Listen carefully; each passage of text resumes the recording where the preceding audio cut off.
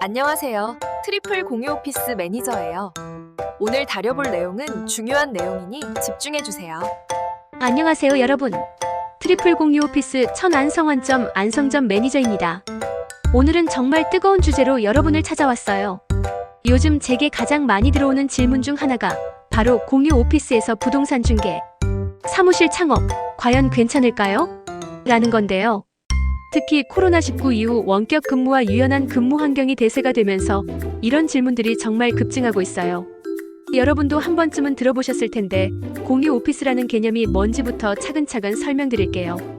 공유 오피스, 영어로는 코마이너스 워킹 스페이스라고 불리는 이 개념은 말 그대로 사무실 공간을 여러 사람이 함께 나누어 사용하는 방식입니다. 쉽게 말해서 하나의 큰 사무실 안에서 회의실, 탕비실, 정수기, 복사기, 팩스, 와이파이 등 모든 사무 인프라를 공동으로 사용하면서 개인적인 업무 공간만 따로 할당받아 사용하는 거죠. 이 공유 오피스의 형태도 정말 다양해요. 가장 경제적인 형태는 하트 데스크 방식인데 이건 큰 오픈 스페이스에서 책상 하나를 배정받아 사용하는 거예요.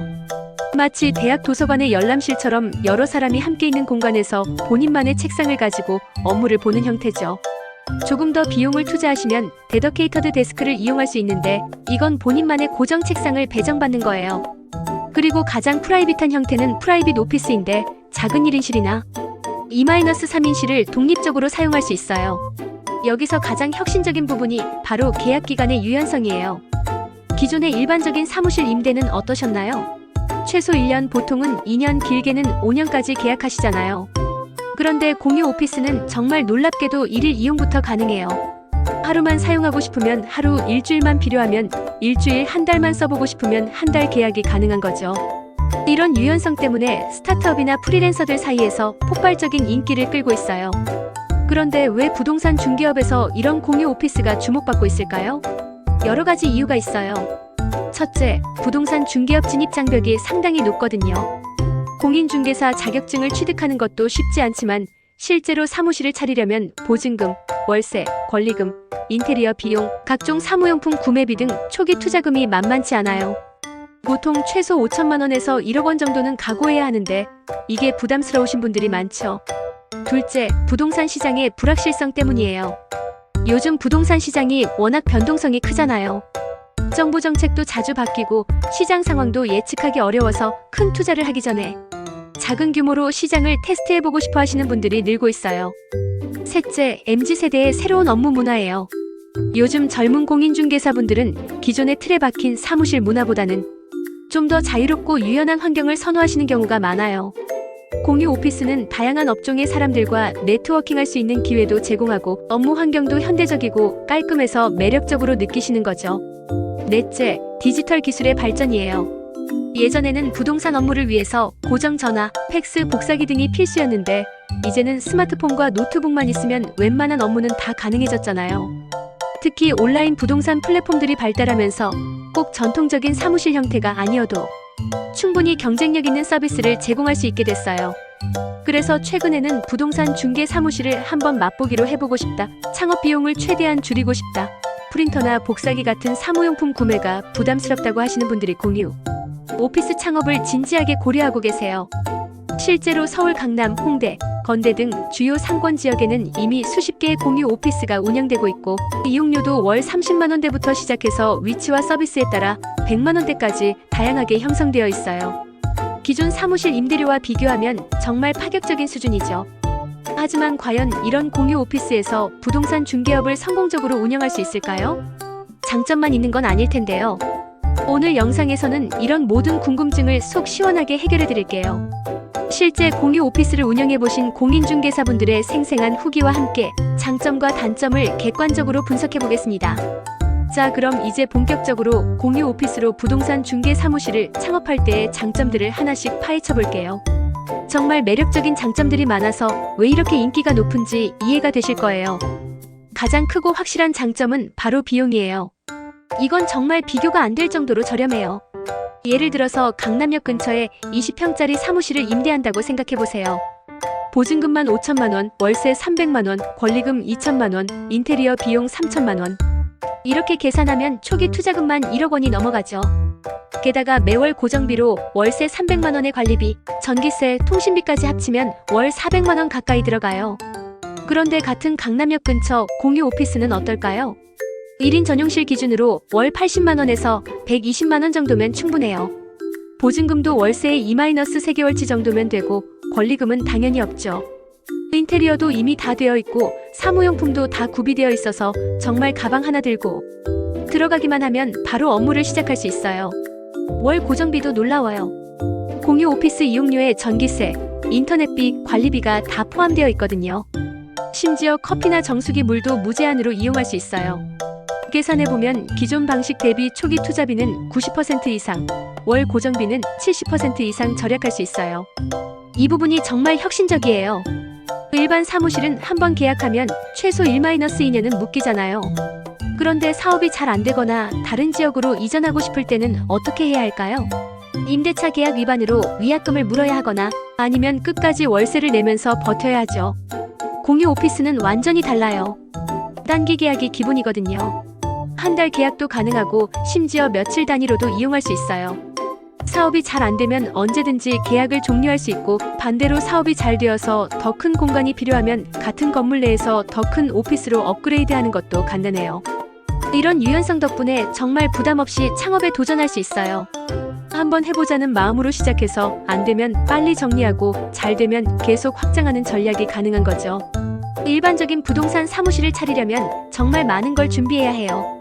책상, 의자, 컴퓨터, 프린터, 복사기, 팩스, 전화기, 에어컨, 냉장고, 정수기, 소파, 테이블 이런 것들만 해도 수천만 원이 들어가죠. 거기에 간판 제작비, 인테리어 비용까지 합치면 정말 부담스러워요. 공유 오피스는 이 모든 게 다 준비되어 있어요. 심지어 최신식 장비들로요. 고급 프린터, 대형 모니터, 빔 프로젝터, 화이트보드. 개인이 구매하기에는 부담스러운 장비들을 자유롭게 사용할 수 있어요. 정말 노트북과 명함만 들고 가서 바로 업무를 시작할 수 있다니까요. 창업이라는 게 언제나 위험이 따르잖아요. 특히 부동산 업계는 시장 변동성이 크고 개인의 역량에 따라 성과 편차가 커서 실패 확률도 무시할 수 없어요. 그런데 일반 사무실로 창업했다가 실패하면 손실이 정말 커요. 보증금 회수도 어렵고 인테리어 비용이나 사무용품은 중고로 팔아봐야 원가의 20-30%밖에 안 되거든요. 공유 오피스는 실패에 대한 리스크가 정말 낮아요. 계약 기간이 짧으니까 손실을 빨리 차단할 수 있고 별다른 자산을 투자하지 않았으니까 손실 규모도 작죠. 이런 안전장치가 있으니까 더 과감하게 도전할 수 있어요. 요즘 공유 오피스들 정말 잘 만들어져 있어요.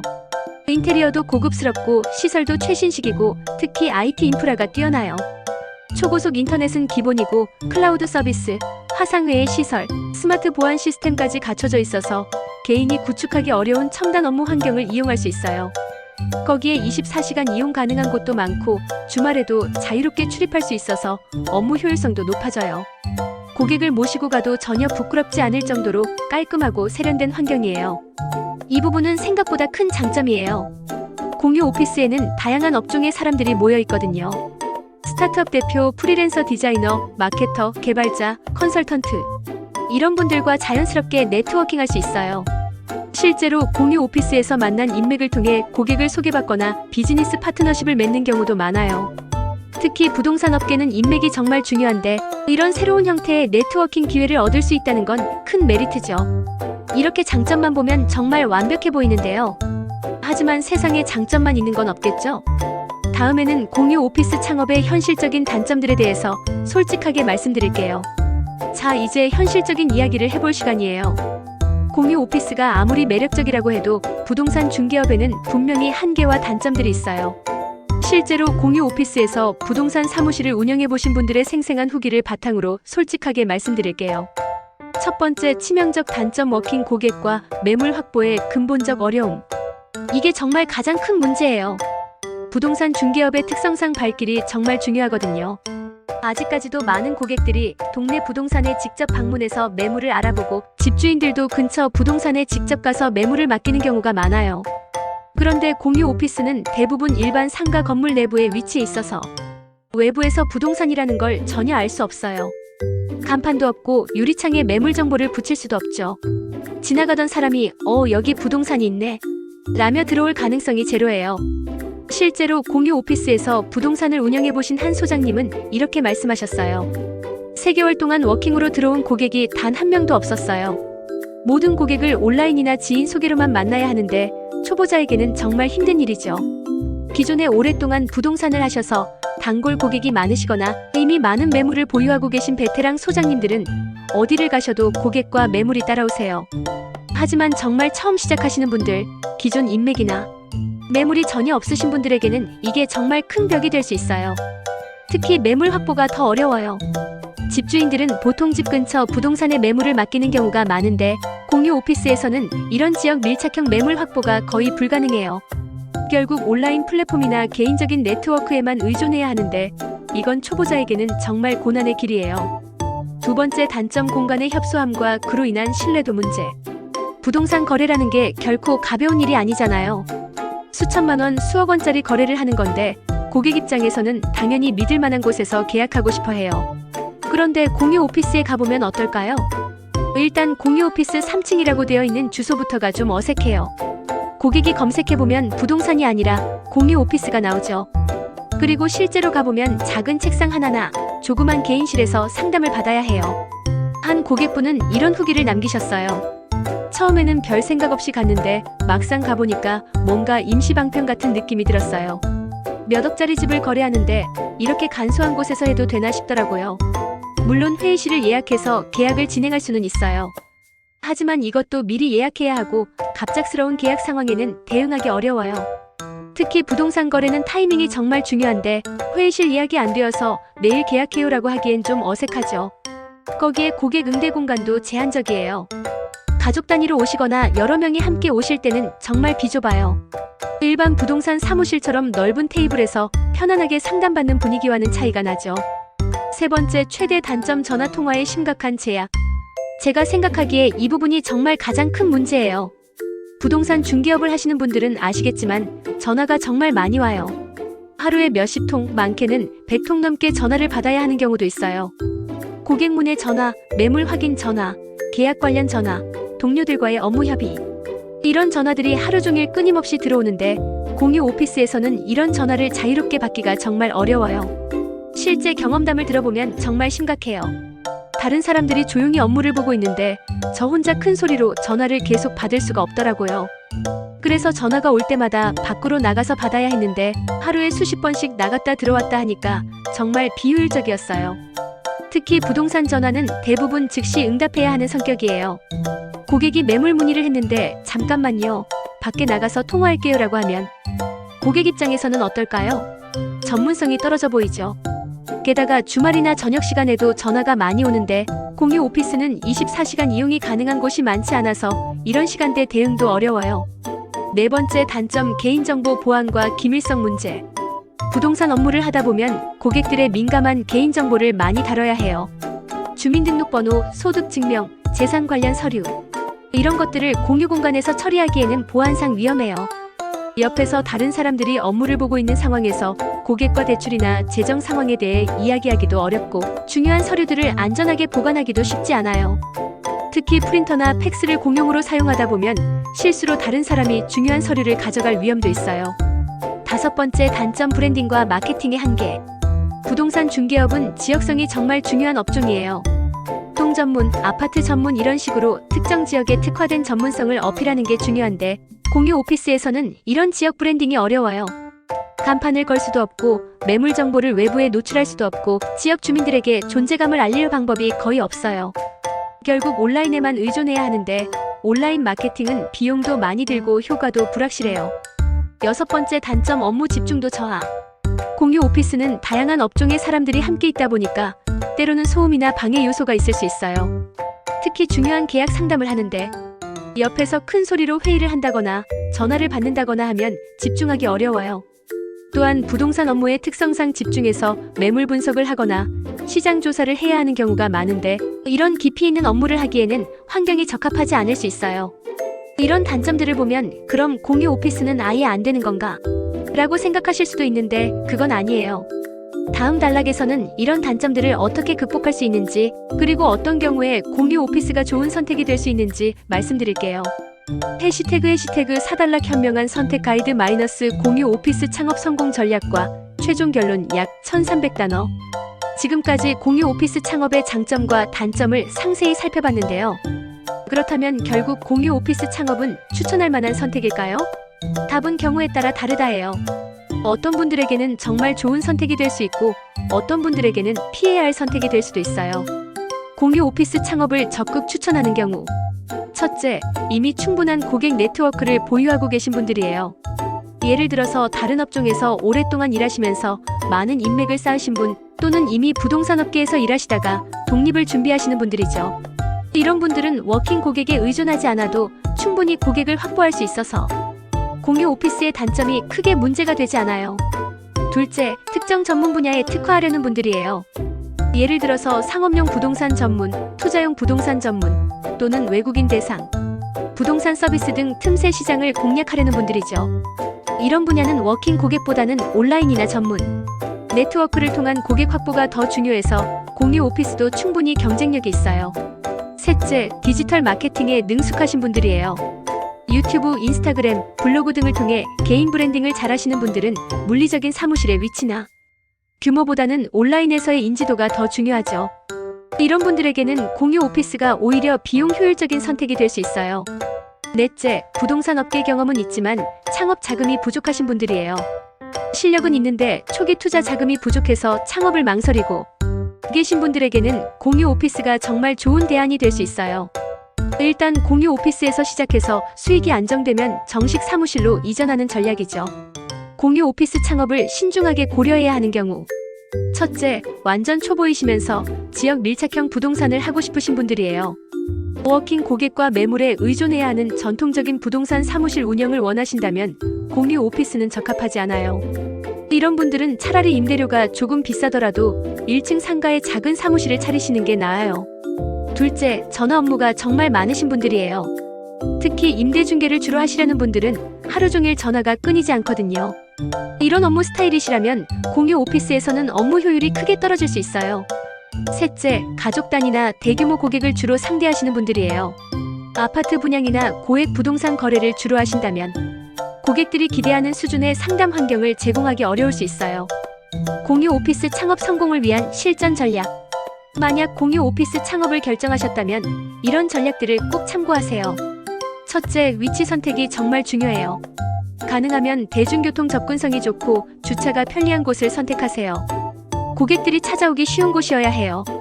그리고 같은 건물이나 근처에 다른 부동산이 없는 곳을 선택하시는 게 좋아요. 둘째, 온라인 마케팅에 집중하세요. 네이버 블로그, 유튜브, 인스타그램 등을 적극 활용해서 개인 브랜딩을 하세요. 물리적인 간판이 없는 만큼 온라인에서의 존재감이 더욱 중요해요. 셋째, 네트워킹을 적극 활용하세요. 공유 오피스의 장점 중 하나가 다양한 업종 사람들과 만날 수 있다는 거잖아요. 이런 인맥들을 통해 고객을 소개받거나 협업 기회를 만드세요. 넷째, 전화 업무를 위한 대안을 마련하세요. 조용한 전화 부스가 있는 공유 오피스를 선택하거나 필요시 근처 카페나 로비를 활용하는 방법도 있어요. 아니면 전화 업무가 많은 시간대에는 외부에서 업무를 보는 것도 고려해보세요. 다섯째, 계약 공간을 미리 확보하세요. 회의실 예약 시스템을 잘 파악해서 필요할 때 바로 사용할 수 있도록 준비하세요. 가능하면 여러 시간대에 미리 예약해두는 것도 좋은 방법이에요. 장기적인 관점에서의 전략. 공유 오피스는 영구적인 해결책이 아니라 단계적 전략으로 활용하시는 게 좋아요. 1단계에서는 공유 오피스에서 경험을 쌓고 고객을 확보하세요. 2단계에서는 수익이 안정되면 작은 개인 사무실로 이전하고 3단계에서는 더 큰 사무실로 확장하는 로드맵을 그려보세요. 실제로 이런 전략으로 성공하신 분들이 많아요. 한 소장님은 처음 6개월은 공유 오피스에서 시작해서 고객 베이스를 만들고 그 다음에 작은 사무실로 이전했는데 정말 좋은 선택이었다고 말씀하셨어요. 최종 결론 및 추천사항. 공유 오피스에서의 부동산 창업은 분명히 장단점이 명확한 선택이에요. 무작정 좋다거나 나쁘다고 할 수는 없고 본인의 상황과 목표에 따라 신중하게 판단하셔야 해요. 만약 창업 자금이 부족하시거나 부동산 업계를 처음 경험해보고 싶으시거나 기존에 고객 네트워크가 있으시다면 공유 오피스는 정말 좋은 선택지가 될 수 있어요. 하지만 전통적인 지역 밀착형 부동산을 하고 싶으시거나 완전 초보이시면서 워킹 고객에 의존해야 한다면 다른 방법을 고려해보시는 게 좋을 것 같아요. 무엇보다 중요한 건 철저한 준비예요. 공유 오피스든 일반 사무실이든 부동산 중개업에서 성공하려면 시장 분석, 고객 확보 전략, 마케팅 계획 등이 뒷받침되어야 해요. 오늘 영상이 공유 오피스 창업을 고민하고 계신 모든 분들에게 실질적인 도움이 되었기를 바라며 여러분 모두의 성공적인 부동산 창업을 진심으로 응원하겠습니다.